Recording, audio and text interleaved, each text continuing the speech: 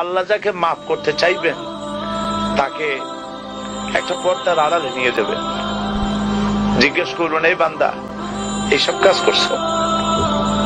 এখন আল্লাহ জিজ্ঞেস করতেছেন, সে তো ভয়তে অস্থির হয়ে যাবে, কেন্দ্রে পাগল হয়ে যাবে, আল্লাহ করে ফেলছি, আবার মাফ করে দাও।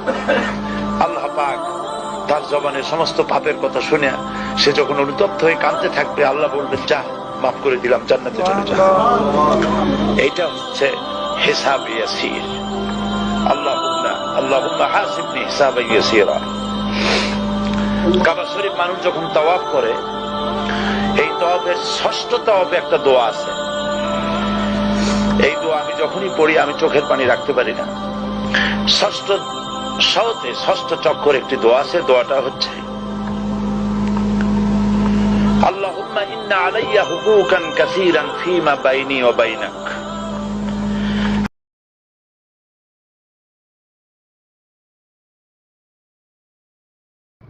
আসসালামু আলাইকুম রহমতুল্লাহি ওয়া বারাকাতুহু। সবাই কেমন আছেন? আশা করি সবাই ভালো আছেন আল্লাহ পাকের রহমতে। আলহামদুলিল্লাহ, আমিও ভালো আছি আপনাদের দোয়াতে এবং আল্লাহ পাকের রহমতে।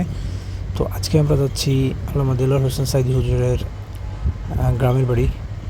আজ শুক্রবার, আমরা জুমার নামাজ আদায় করব মাওলানা দেলোয়ার হোসেন সাইদি হুজুরের গ্রামের বাড়ি মসজিদেই। তো যেই কথা সেই কাজে আমরা বেরিয়ে পড়লাম 3টা বাইক নিয়ে। অনেকদিন ধরে যাবো, কিন্তু যাওয়া হচ্ছিল না।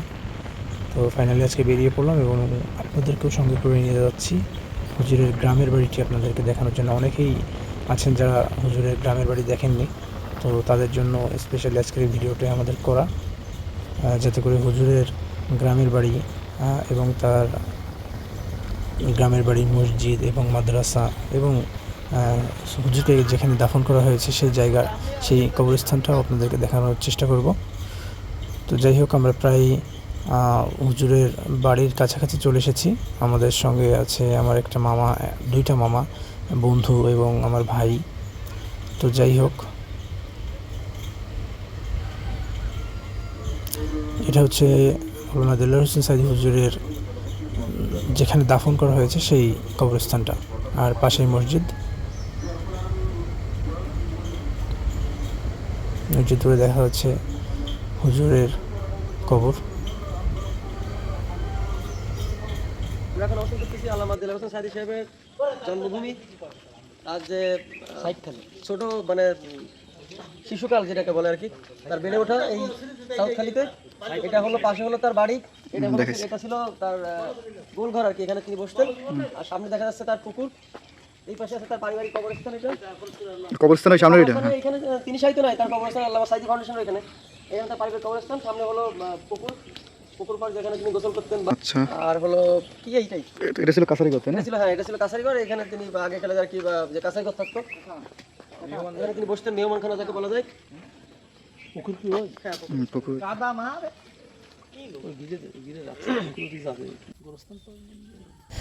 এটা হুজুরের বসত বাড়ি, যেটা হচ্ছে গ্রামের বাড়ি। এটা অনেক দিন ধরে বসবাস করা হয় না, এই জন্য একটু বসবাসের অযোগ্য হয়ে পড়েছে বাড়িটি। হয়তো আবার তার পরিবারের লোকজন সংস্কার করবে ইনশাআল্লাহ।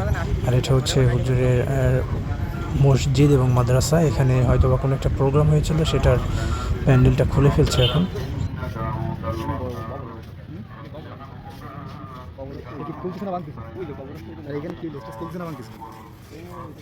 মাওলানা দেলোয়ার হোসেন সাইদি সম্পর্কে একটা তথ্য জানতে পারলাম, অজানা তথ্য, যেটা আপনাদের সাথে শেয়ার করছি। যেটা হচ্ছে, আমরা তার এলাকায় যে তাদের এলাকার মুরব্বীদের কাছ থেকে শুনেছি যে তার এলাকার নাম ছিল সাইদখালী। আর এই সাইদখালী তার এলাকার নাম হওয়ার কারণে তার নামকরণ করা হয়েছিল সাইদি।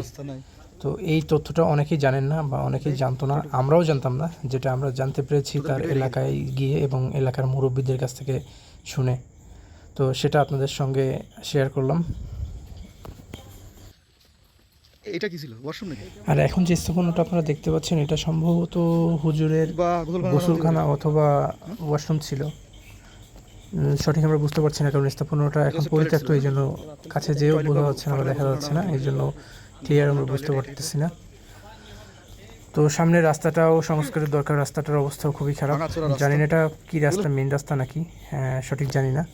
তো এই রাস্তাটাও সংস্কার খুব দরকার, কারণ এখানে পরিস্থিতি খুবই খারাপ।